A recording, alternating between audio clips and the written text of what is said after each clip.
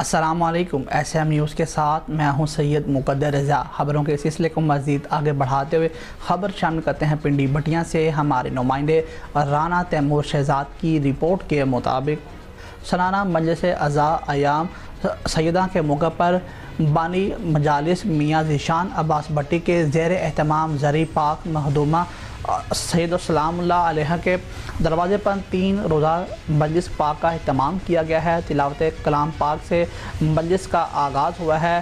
ناظم ممبر کے فرائض قاسم علی اصغر نے انجام دیے ہیں کہ جس میں ملک کے نامور ذاکرین کرام ذاکر ملک منتظر مہندی، ذاکر حبیب رضا حیدری، ذاکر سید فرخ شاہ نقوی نے ذکر محمد آل محمد بیان فرمایا ہے۔